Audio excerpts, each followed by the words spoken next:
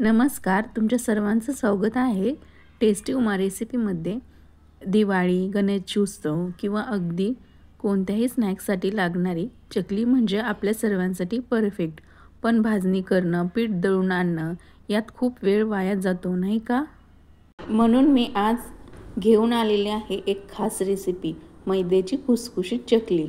झटपट बनवून तयार होते आणि तिची चव अगदी भाजणीच्या चकलीसारखी लागते। संपेपर्यंत कुरकुरीत राहणारी चाळणीवर आपण ठेवून हे पीठ चाळणार आहे, याचे पीठ हे पाडणार आहे।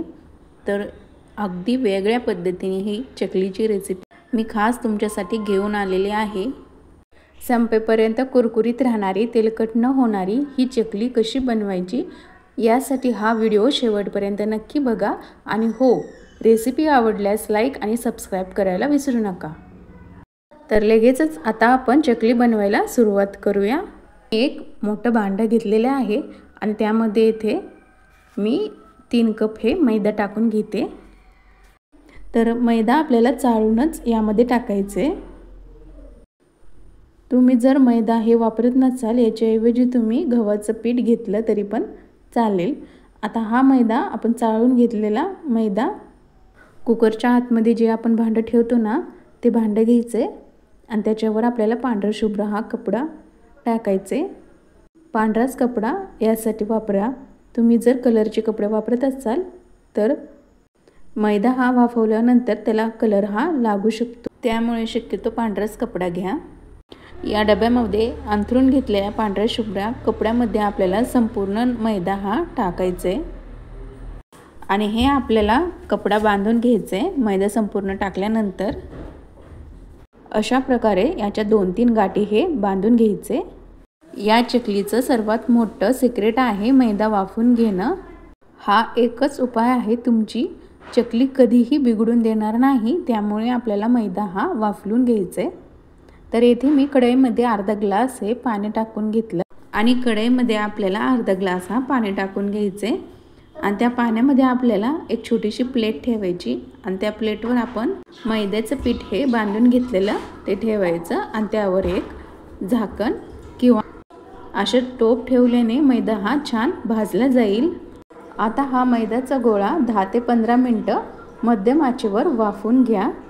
तुम्ही जर ही प्रोसेस कुकरमध्ये केलात तर त्याची शिट्टी ही काढूनच लावा आणि झाकण ठेवून वाफवून घ्या, यामुळे मैदा हा चांगला शिजतो। आता 10 ते 15 मिनिटं झालेले आहेत, गॅस बंद करूयात आणि खाली आपण वाफवून घेतलेला मैदा ठेवूयात। आपल्याला हे पूर्णपणे थंड करून घ्यायचे। थंड झाल्यानंतर आपण हे कापडातून काढून घेऊया, याच्या गाठी हे काढून घेऊया कापडाच्या। तर याच्या गाठी हे काढल्यानंतर हे पूर्णपणे घट्ट होतं, हे मैद्याचं पीठ आहे ना, हे घट्ट होतं, हे पहा। तर याच्या गाठी तुम्ही हाताने देखील फोडू शकता, पण पटकन फोडण्याकरिता मी येथे पुरण चाळणीचे जे चाळण असतं ना, ते घ्यायचे आणि त्या चाळणीखाली आपल्याला एक भांडं ठेवायचे। आता हे घट्ट झालेलं मैद्याचं पीठ यावर या चाळणीवर ठेवून आपल्याला हे चाळून घ्यायचे। असे हे चाळणीवर दाब देऊन आपल्याला याचं पीठ हे काढून घ्यायचे, व्हिडिओमध्ये दाखवल्याप्रमाणे। हे पहा, छान असं याचं पीठ हे चाळलं जातं। या घट्ट झालेल्या मैद्याच्या पिठाचं हे पीठ पडतं, हे पहा।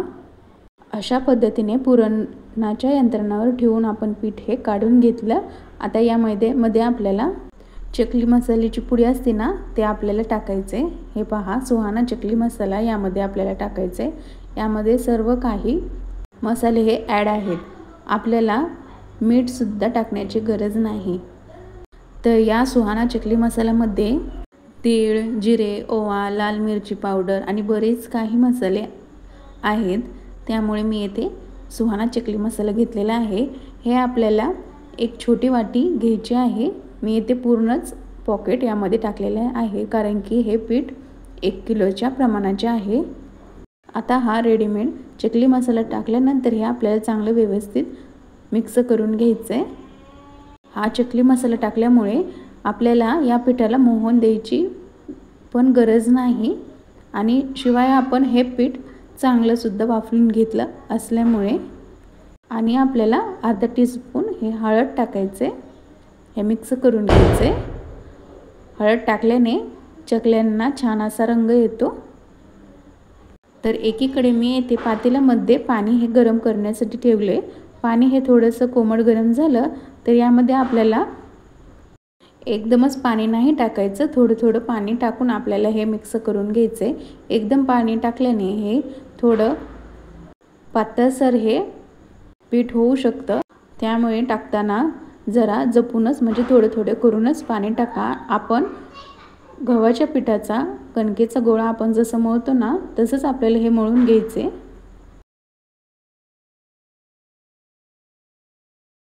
तर येथे आपले पीठ हे मळून झालेले आहे। तर येथे आपण दाबून दाबून छान असं पीठ हे मळून घेतले। आता यावर आपण एक झाकण ठेवून किमान 5 ते 7 मिनिटं हे पीठ भिजवण्यासाठी आपण याच्यावर एक प्लेट ठेवून देऊया आणि पीठ हे भिजवून घेऊया। तर 5 ते 7 मिनिटांनंतर याच्यावरचं प्लेट काढायचे। तर तुम्ही पाहू शकता येथे छान असं पीठ हे भिजलेले आहे। आता लगेचच आपण याच्या चकल्या हे बनवूयात। तर त्यासाठी मी येथे सोऱ्या घेतलेल्या आहे, चकली मेकर। आता तर या शेवग्याला आपल्याला आतून हे तेल लावून घ्यायचे। तर ह्याला शेवगा म्हणतात। तर याला आपण आतून तेल हे लावून घेऊया, म्हणजे पीठ हे चिकटणार नाही। आणि थोडासा पिठाचा गोळा घेऊन असं लांब आकार आपल्याला करायचं आहे आणि हे गोळा आपल्याला यामध्ये टाकायचे आणि याला झाकण लावून आपण पूर्णपणे बंद करून घेणार आहोत। अशा प्रकारे ताटवर ठेवून आपण याच्या चकल्या हे पाडून घेणार आहे।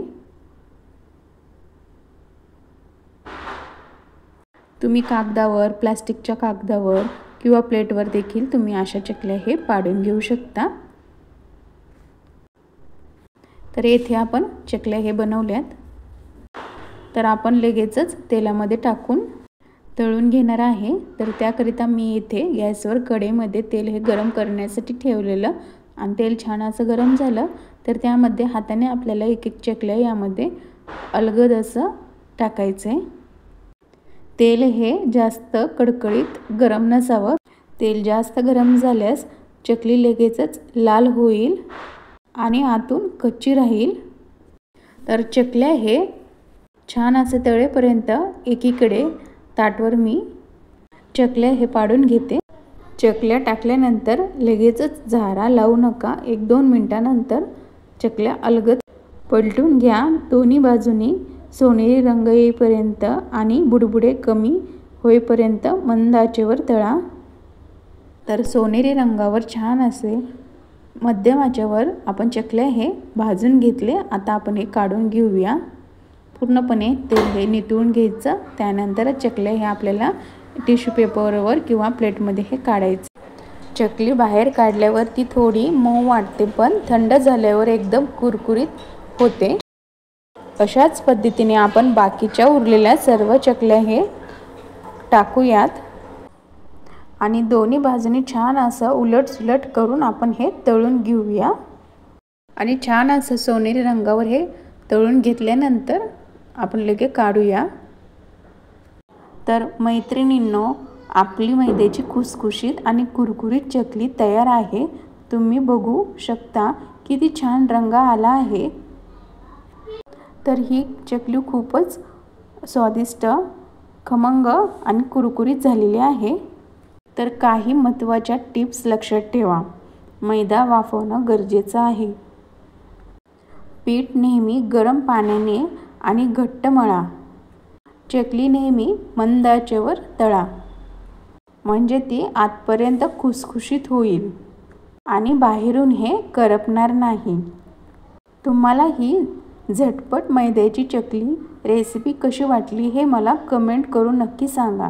जर तुम्हाला हा व्हिडिओ आवडला असेल तर व्हिडिओला लाईक करा, तुमच्या मित्रमैत्रिणींसोबत शेअर करा आणि माझ्या चॅनलला सबस्क्राईब करायला विसरू नका। पुन्हा भेटूया नवीन रेसिपीसोबत। तोपर्यंत खात रहा, आनंदित रहा। धन्यवाद।